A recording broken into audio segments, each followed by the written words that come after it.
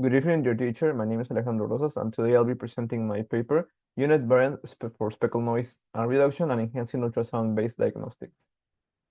Here's the table of contents of the topics that we're going to discuss, where we find introduction, engineering background, technique, performance, and conclusions. These same contents are available in the paper that was submitted. So, starting with the introduction, we know that ultrasound imaging is one of the most popular imaging techniques worldwide due to a lot of reasons, and which we can highlight is simplicity. We know that ultrasound systems have less demanding infrastructure requirements in comparison to other techniques such as MRI or computerized tomography.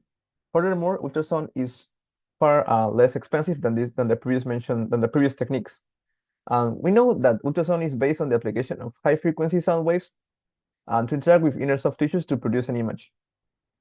Strictly speaking, to be considered ultrasound, the frequency of the sound waves should be higher than 20 kilohertz, but in the medical practice, the waves have a frequency that is in the megahertz range. These sound waves are sent via transducer to the body, and the reflecting waves are then captured by this same transducer and then interpreted by the ultrasound system computer, resulting in images like the one shown in the left.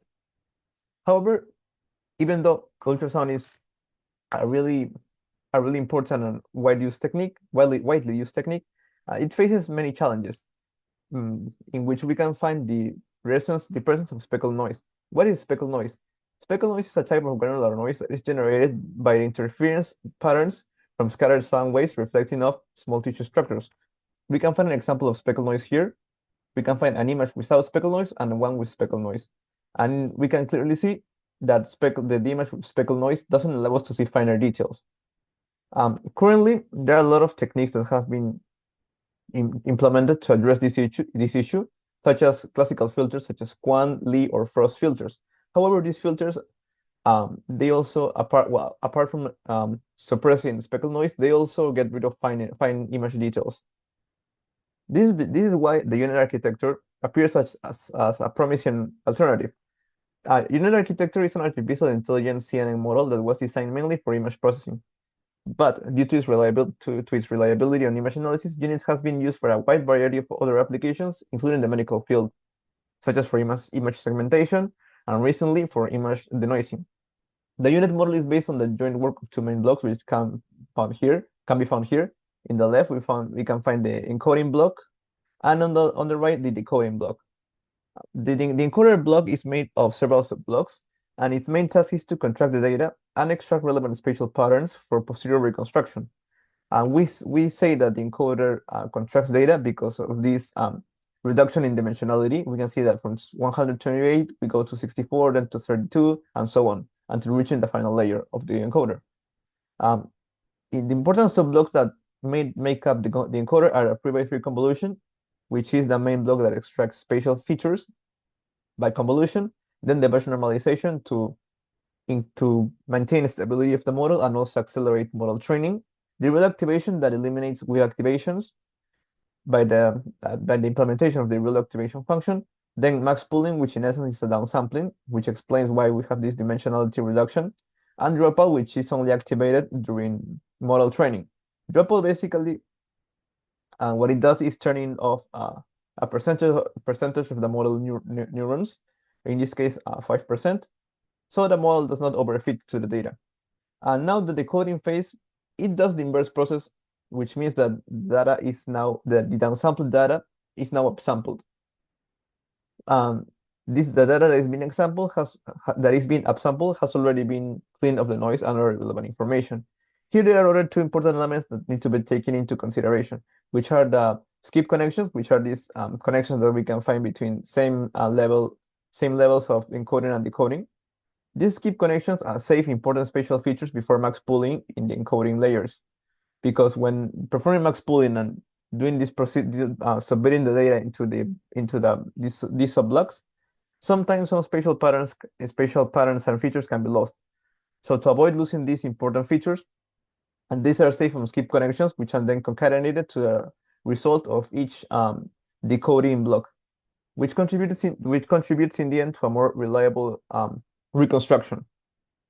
Then we have the convolution transpose block, which allows to increase the dimension of our data, which is why we can see that which is the reason why we go from 16 to 32 and so on until the final decoding layer.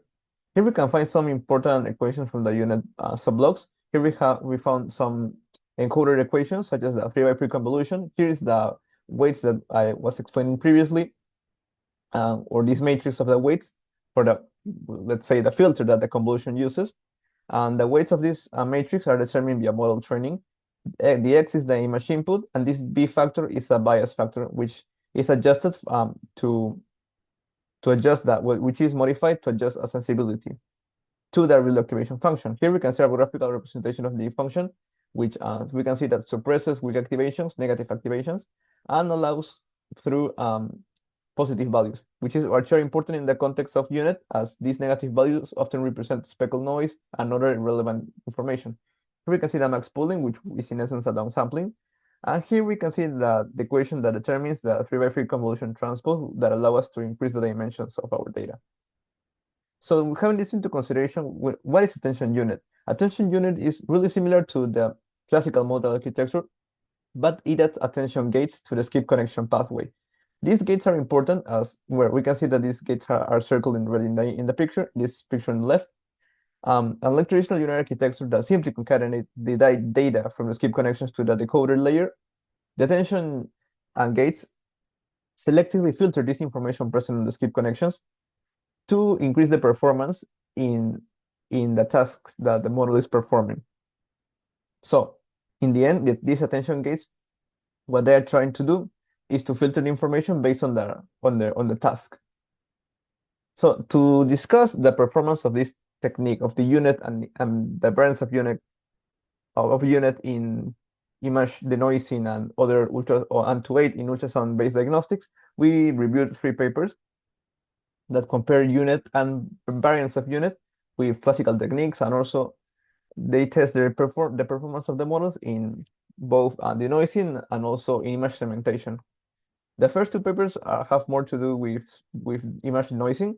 In the first paper, they compared a proposed model, which is the attentive unit with physics-informed loss, or abbreviated AP unit, with other unit-based models. Here we can see that the proposed model achieved higher scores in peak-to-signal ratio and spectral similarity index in comparison to other unit-based models, which allow us to see that the models that are based on the attention unit architecture are really reliable. In the second paper, they did a comparison between unit-based models against other methods for reducing speckle noise, such as classical filters that were discussed previously.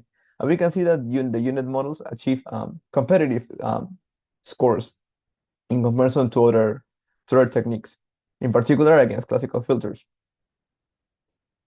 And the third paper was more of a comparison between different parameters of the same model, as well as the model against other state-of-the-art methods. Here in the first table, we can see how they modify the number of encoding layers, and they found that increasing the number of encoding layers improved feature hierarchy, but up to a certain point. As with 4 encoding layers, they find the sweet spot for the model, but increasing the layers to 5 was detrimental to some scores, such as the dice score.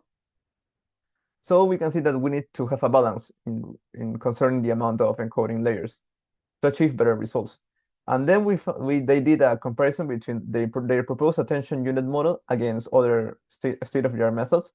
And we can see that their proposed attention unit model also achieved competitive scores in comparison to the other models, especially when it comes to precision.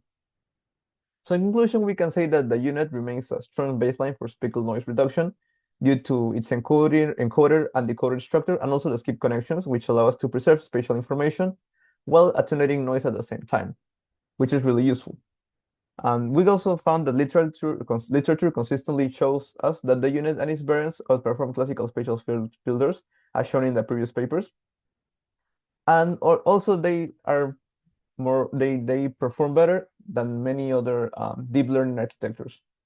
And we also found that properly tuned attention units improve edge preservation and also robustness in tasks.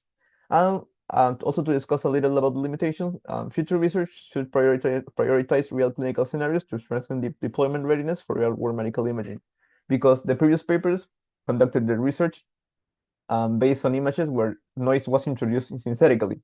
And regarding the image segmentation paper, they only tested one database. So these models should be tested in more real scenarios and also be tested with a wide range of information to be considered more reliable. However, UNED still remains as a promising alternative for aiding ultrasound diagnostics. For further information, you can refer to the paper that was submitted via Paideia. Thank you very much.